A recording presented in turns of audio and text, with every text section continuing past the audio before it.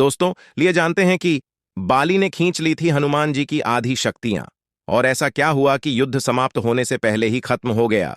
तो दोस्तों, वीडियो को शुरू करने से पहले हमारे चैनल को सब्सक्राइब अवश्य करें और बेल आइकन जरूर दबाएं।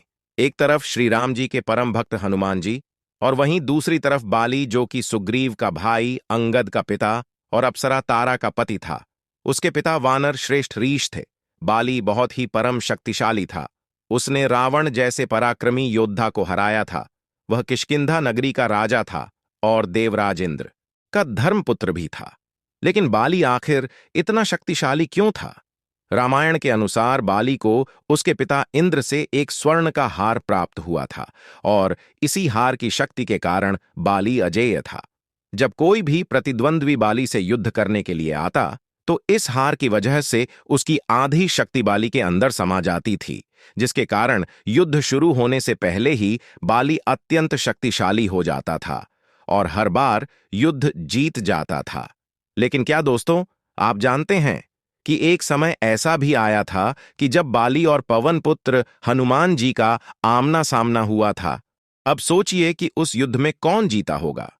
तो आज आपको उस युद्ध की घटना का विस्तार से बताते हैं। एक दिन राम भक्त हनुमान जी वन में तपस्या कर रहे थे।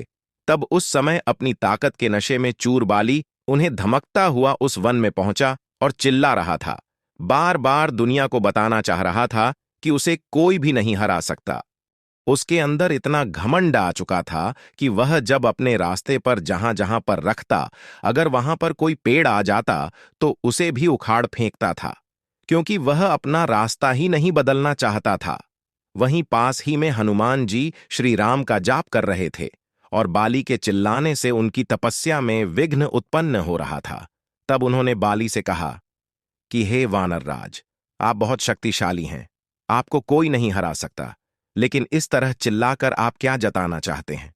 यह सुनकर अचानक बाली बिगड़ गया और उसने हनुमान जी को चुनौती दे डाली, यहां तक कि यह भी कह डाला कि तू जिसकी भक्ति करता है, मैं उसे भी हरा सकता हूं। अब हर कोई जानता है कि हनुमान जी बड़े ही विनम्र स्वभाव के थे। हनुमान जी के बारे में अगर कोई कुछ भी कह देता तो वह हंसते हंसते टाल देते थे।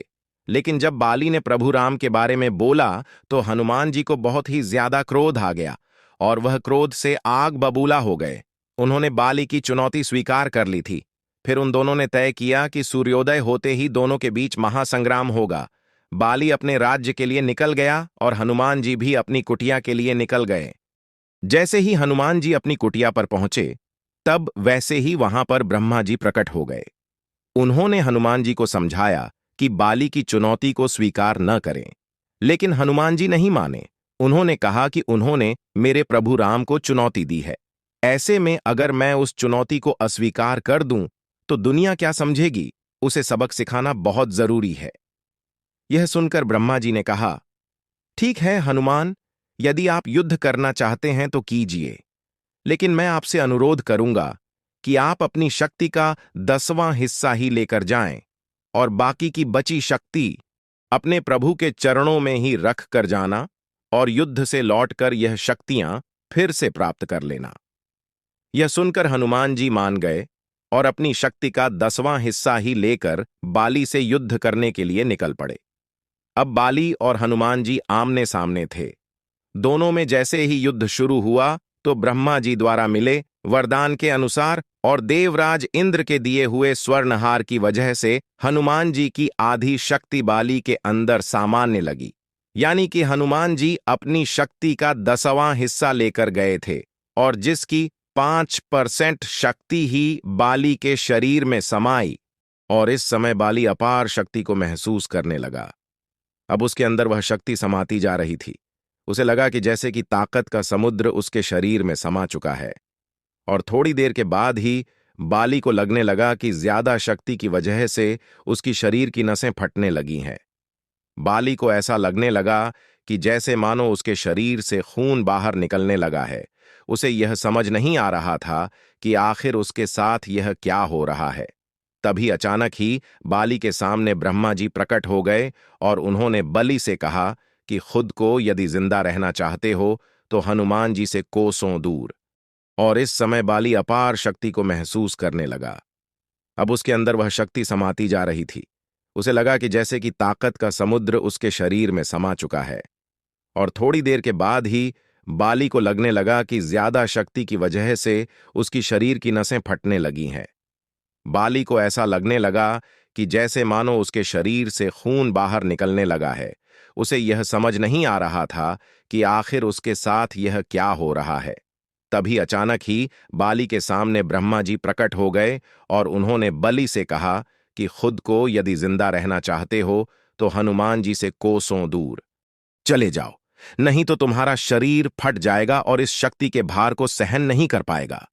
बाली के कुछ भी समझ में नहीं आया, परंतु वह ब्रह्मा जी को वहां खड़ा देखकर समझ गया कि जरूर कुछ गड़बड़ है, तो बल्कि वहां से तुरंत भाग गया। और भागते भागते भी उसे ऐसा लग रहा था जैसे कि सूर्य की सारी गर्मी उसके शरीर में समा रही है। और बहुत दूर चले जाने के बाद उसे अचानक से राहत मिली और उसे थोड़ा सही लगने लगा।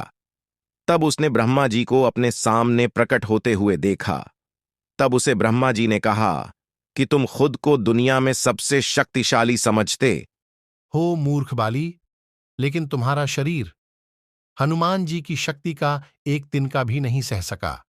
मैं तुम्हें बताना चाहता हूं कि मैंने तुम्हारे युद्ध से एक दिन पहले ही हनुमान जी से कह दिया था कि अपने शक्ति का 10वां हिस्सा ही लेकर जाना, ताकि तुमसे लड़ते वक्त उन्हें अपनी शक्ति को व्यर्थ ना करना पड़े। सोचो, वह केवल अपनी शक्ति का 10वां हिस्सा ही लेकर आए थे। यदि वह अपनी पूरी शक्ति लेकर आते तो आज तुम्हारा क्या होता।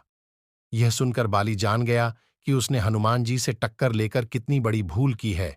वह हनुमान जी के पास गया और हनुमान जी के पास गया और दंडवत प्रणाम किया और उनसे क्षमा मांगी। इस तरह हनुमान जी और बाली का युद्ध टल गया। तो दोस्तों, सोचिए, जब हनुमान जी की 10वीं शक्ति से ही बाली का यह हाल हो गया तो रावण का क्या हाल होता, जबकि वह स्वयं बाली से हारा था। तो दोस्तों, कैसी लगी आज की यह वीडियो? इस बारे में आपकी क्या राय है? हमें कमेंट बॉक्स में जरूर बताएं। ऐसी ही अन्य कहानी जानने के लिए हमारे चैनल को सब्सक्राइब कर लें।